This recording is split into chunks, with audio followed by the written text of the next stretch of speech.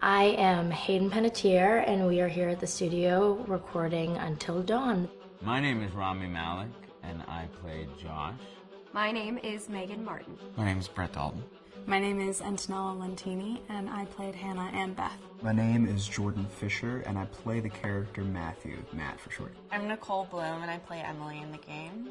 My name is Noah Fleiss. I am Galadriel Steinman, and I play Ashley. So Until Dawn is the story of 8 teenagers who revisit this cabin in the woods about a year later after a really traumatic experience where I've lost 2 of my sisters, so coming to kind of get some closure in that respect. One of the things that Larry does really well is make these multi-layered characters, and I think for just the story in general, it follows the quintessential horror film plot lines, but the characters are so unique in themselves, and I think that's very cool. Oh, yeah, this was the right thing to do. What? You know, getting everyone together on the anniversary. I mean, Josh seemed really pumped about us all doing something, didn't he? Yeah, no, he definitely did. I haven't seen him so excited about something in forever. Good, good.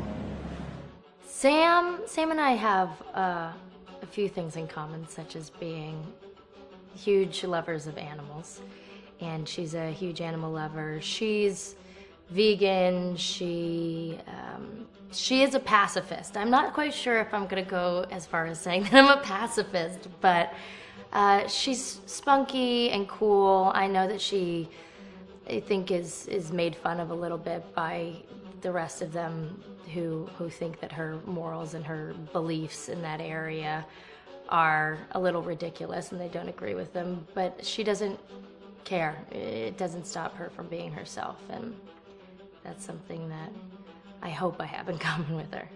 You know, he definitely can be depressed at some times and a bit of a loner, but he takes some solace in one of his sister's friends, Sam, played by Hayden Panettiere, and invites everybody back to the same house the next year to kind of find some closure. Jessica she has a whole lot of personality. She is definitely the sort of mean girl character that, you know, at school she knows she's pretty, she knows that boys like her, and she's going to use it to her advantage. He's got a big heart, and you can tell that that's very evident, especially how he treats his girlfriend, Emily, and, you know, he's kind of a meathead, but in the best way possible. She really knows what she wants, and she manages to get that from whomever it is, whether it be Matt or Mike. You know, she's really driven, and I can definitely relate to that. My character is Chris, and he is what society might consider the nerd of the group, and he kind of embraces it. Ashley she's a little more serious than some of the other girls. She's definitely very intelligent and thoughtful. She kind of looks at the whole big picture of things. She's not quite as geeky as Chris, but they connect in a lot of ways. Mike is like big guy on campus. He's the class president who has some charm and has brain, and I don't know, people seem to like Mike. He gets away with a lot, though. He can be kind of jerky. The fact that he really just kind of wants everyone to be happy when he wants he's a people pleaser, and I can definitely attest to being, you know, that guy. I'm always the friend that wants everybody to be happy and wants everybody to be taken care of, and that's definitely Matt. But also, like, this character is just so fun. I rarely get to play the bitch, and so it was really fun to do that. The spirit of things, seriously, what's wrong with you? I'm just trying to lighten the mood, Em. Don't be like that. Like what? The way you're being. You always get like this. I just think this is just the coolest thing to be a part of, and I just think it's going to take the world by storm. I really do.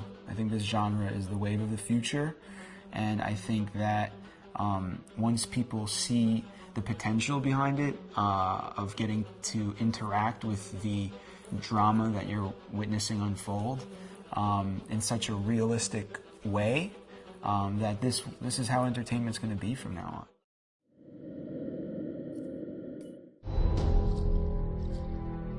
Hi, this is Lee Robinson, production designer on Until Dawn.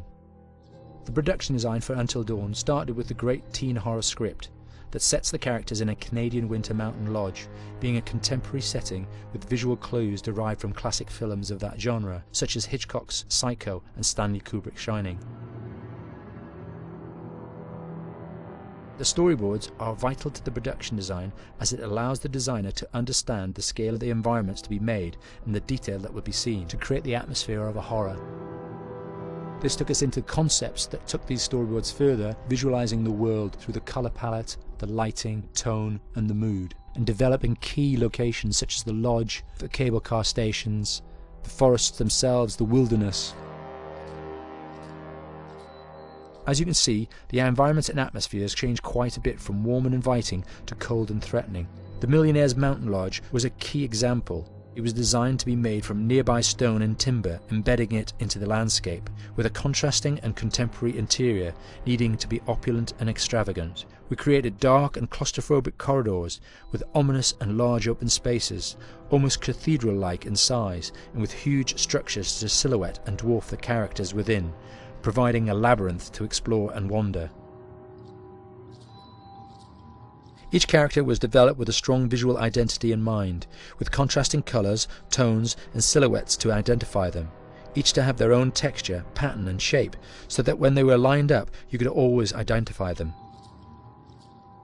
The costume designs allowed a range of clothes that would suit them for the cold winter weather, but also have an element of style and individualism, so that the audience could look at them and relate, recognising themselves within them. A lady would like to cuddle up with her man by a nice cozy fire bathed in atmospheric mood lighting. Right. It'll get plenty toasty once we're rubbing up against each other. Mike? Yeah. Fire and mood lighting. Yes. Working with the lighting artists, we really brought the look and feel of the world together, and this required a thorough understanding of the visual language of teen horror. A key scene was where all the characters emerge out of the rear of the lodge chasing Hannah. A contrast is evident straight away from the exterior wilderness to the warmth of the lodge. The attention to character lighting here is through the bounce and rim lighting, accented colours and composition, creating characters that come from the dark into the light and back again with an emotional effect. Guys, there's someone outside. What the hell? Hannah! What's going on? Where's my sister going? It's fine. She just can't take a joke. It was just a prank, Han.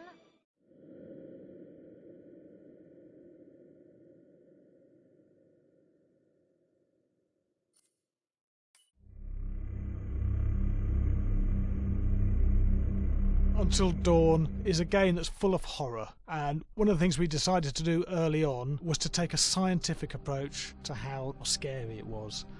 So we did experiments on people and we measured their responses to the game. We've created a test area. It's as close to a home setup as we can get it. We've recruited ordinary people to play the game and we've left them to play it on their own. You're turning the light off.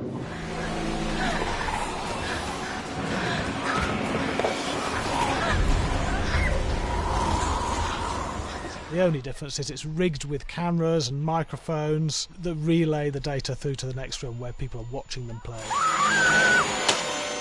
Bracelet here we use for biometric testing. It measures the player's emotional response. It's called a galvanic response sensor. It makes contact with the user's skin and it measures the electrical conductivity across their skin. It's the same principle as an old-fashioned lie detector. When you're stressed, you sweat a little, very sensitive, and picks up tiny changes if the player is feeling anxious or scared.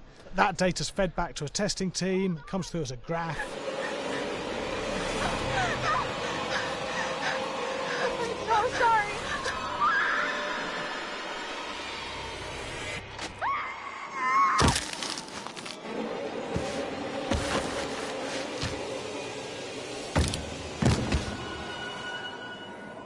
There's no point testing one or two people, you have to test a lot of people. Okay, what's your step?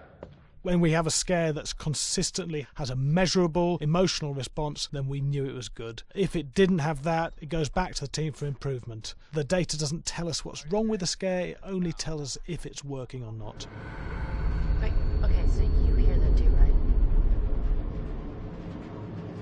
Josh. Here we have a chapter relatively early in the game. Weird perfectly regular. Nothing regular about it. We have to create tension and anxiety in the player so they are ready to receive the scare.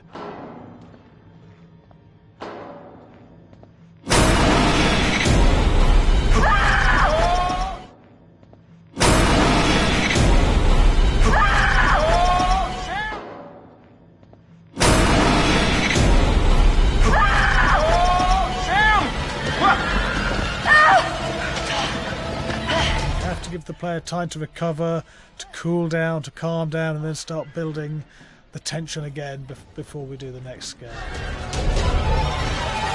Hey. What? Hey. What the hell? Ooh, you just got mumps.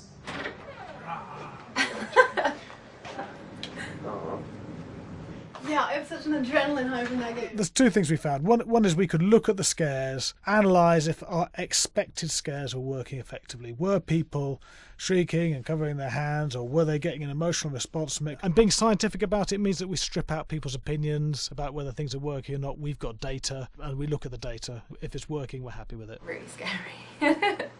Bit scared and wanting to get away. I actually be maybe a bit scared to play on my own, but in a room with the lights on, yeah, with some other people as well, yeah, maybe. But because I'm a scaredy cat, I would play with someone in the room. And the lights on. It was one of the scariest games I've played in a long while.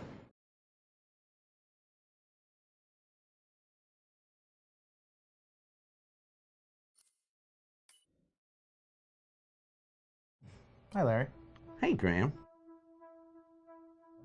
Hi, my name is Graham Resnick. I'm a filmmaker, writer-director, sound designer, and I started working with Larry Fessenden about 10-15 years ago through my friend Ty West, who I grew up with, and have done a lot of sound design with on his films. And he was producing Ty's films at the time, and Ty introduced me to Larry. Larry produced my first feature, and we've written together on several projects. My name is Larry Fessenden. I'm a filmmaker. I run Glass Eye Pix, which is an independent production company out of New York. We make indie movies, a lot of scary movies as well. And I got a call to audition to write this video game. And I called my pal Graham Resnick because Graham is a gamer. And while I thought I could offer something to the idea of writing this multi-branching story, I knew that I would want Graham's expertise as a lover of gameplay, since I guess games were started. So and just as a lover. And as a lover, yes. Just why there's so many sex jokes in the game. There was one Italian website that did say the Larry that's Fessenden right. and Graham Resnick, the two lovers behind Until Dawn. Come here. Maybe I know how to handle you too.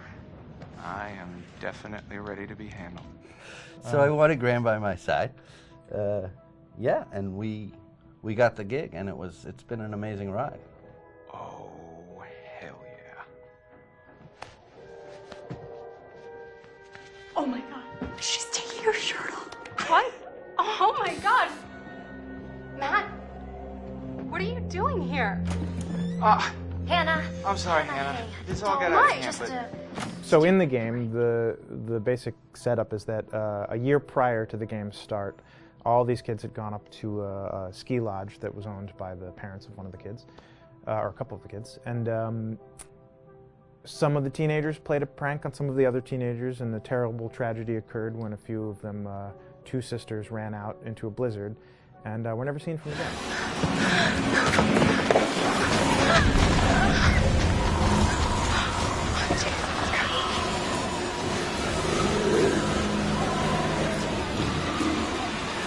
So now, a year later, this is kind of torn apart, this group of friends. They've gone through some trials and tribulations in the past year. The brother of the two girls has had a lot of psychological issues, and to kind of help him cope and help them all get over it, they all returned to the lodge a year later, back up on the mountain.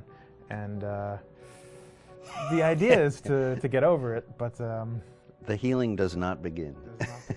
Yeah, and these kids are all trying to find themselves. They've been through a trauma, But in general, they're just teenagers trying to figure out who they are. So they're all kind of falling into the patterns, the stereotypes, the characters they see on TV and in the movies. I think we were very interested in taking genre tropes and kind of making them sort of refresh them.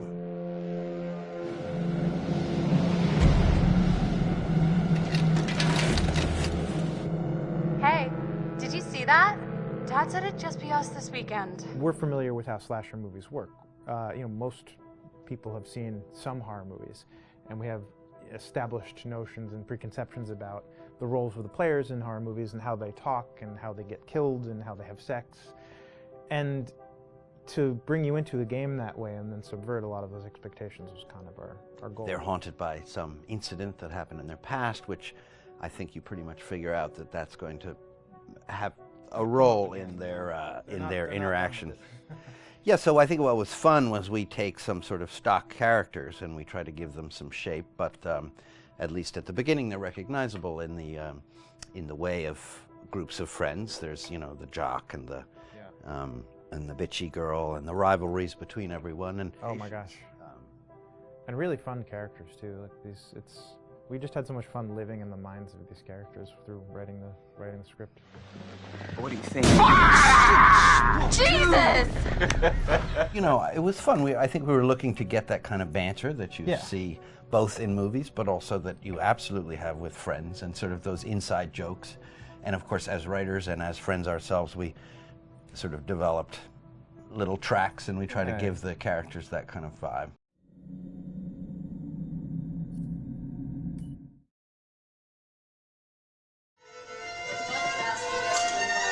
Yeah, fast and violent.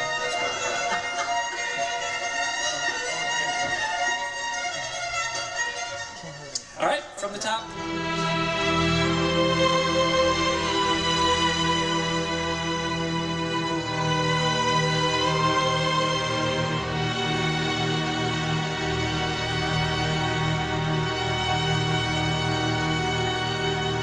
My name is Jason Graves, and I'm the composer for Until Dawn.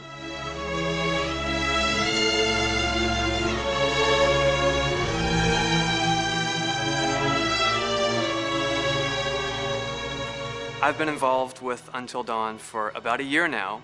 Originally, I was contacted by Barney Pratt, the audio director. I think that had something to do with my lineage of horror games, and hopefully not the fact that my last name is Graves, although a lot of people seem to associate my name with scary music.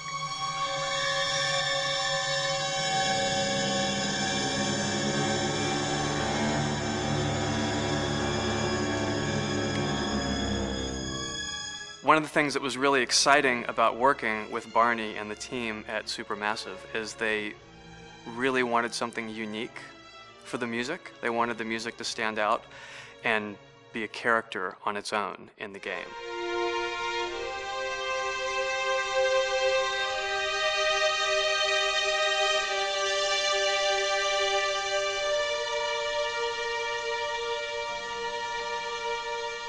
When I'm first starting on a new score, and it doesn't matter if it's film, television, or games, I always end up going to the main theme. Sometimes the developer or producer isn't even necessarily interested in the main theme at the beginning. I just want to do it for myself, because for me the main theme is the identity of the game.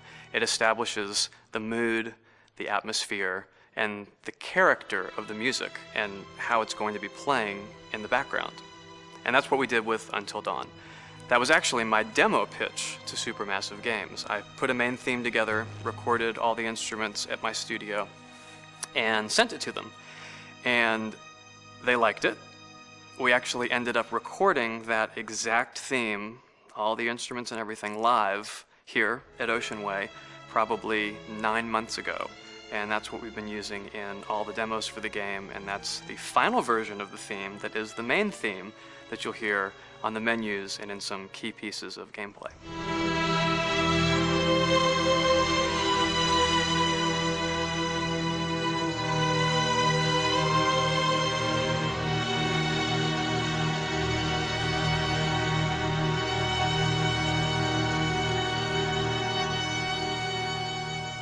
seem to have made a name for myself in horror.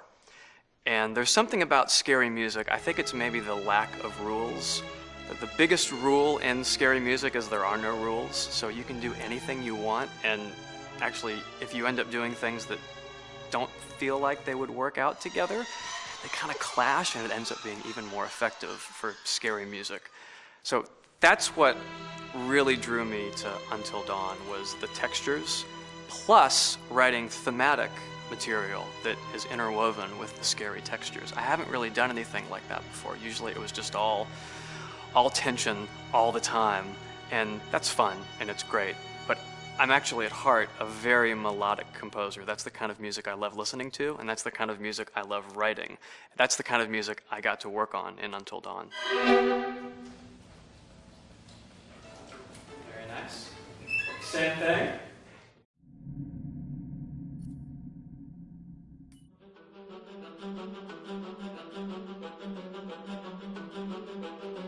My name is Will Biles, Executive Creative Director of Until Dawn. The first part of getting a believable facial performance in-game is to capture, topographically, the actor's range of emotional expressions as separate versions of the same head. Every tiny nuance gets digitized and merged, effectively creating a model that can recreate every facial movement that the actor makes.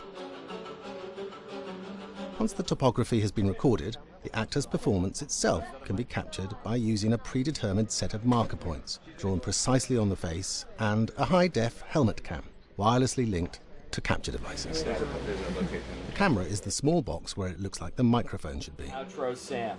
Mark. It records in high def the movement of the dots throughout the performance that will drive the expressions captured earlier. Unlike other systems, this form of capture is far less lossy because there are fewer interpretations between performance captured and performance rendered finally in-game. The audio is also recorded via two separate lavalier mics attached to the helmet.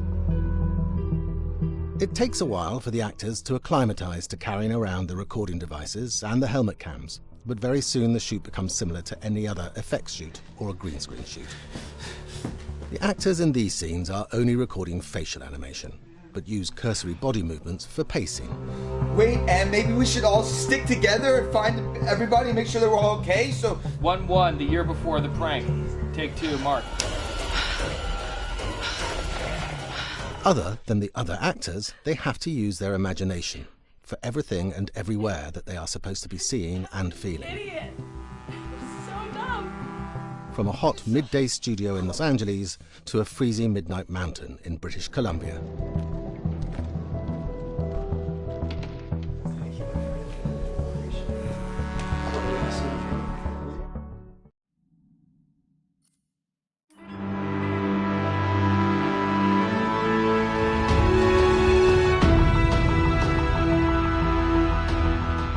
Until Dawn has a dynamic, ever-changing story, the facial performances and the body performances are recorded separately, with different systems.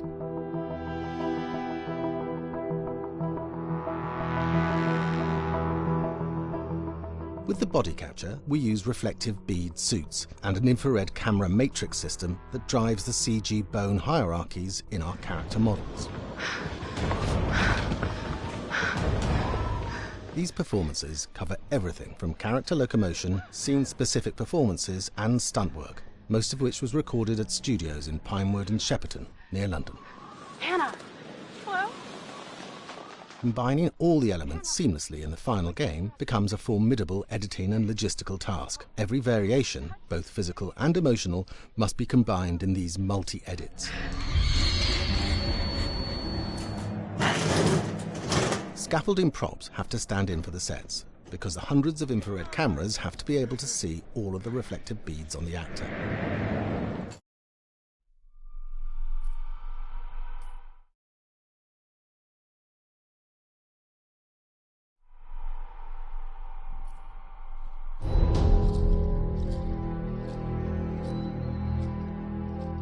Just move over there. Go on, move.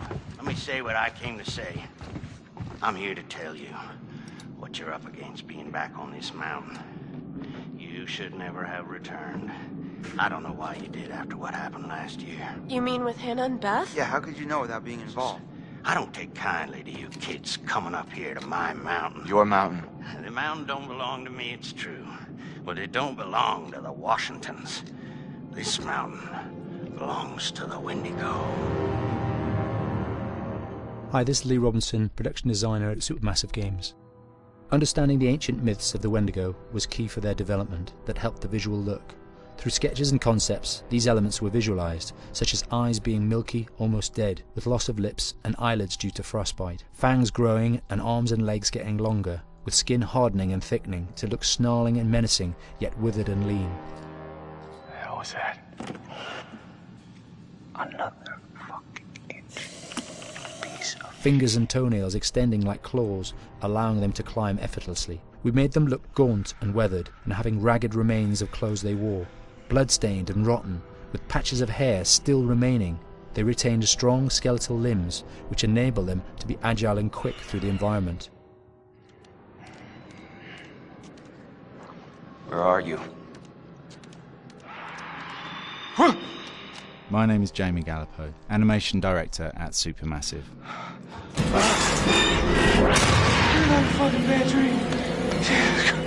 The overall direction on the creature was to be very strong, to be extremely fast. We wanted a spider-like movement to the creature. 1 minute scampering to leaping and then crawling, almost instantaneous.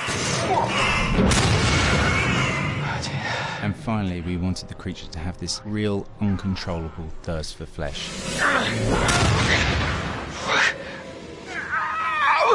From a sound design perspective, the Wendigo is a real challenge. For the main vocalisations of the Wendigo, we used our own vocalisations, various different animals from the exotic to the farmyard, various plugins and processes to gel these sounds together and keep a human resonance behind that voice, telling the backstory of the Wendigo.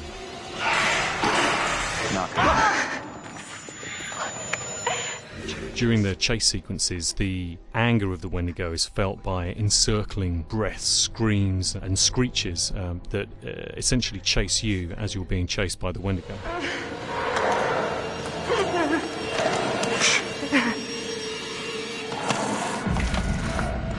We would layer them up in a multitude of layers, sometimes 15, 20 sounds playing at the same time, to build up the vocalizations for this fearsome creature which is always in attack mode, hyperactive and chasing you throughout the game.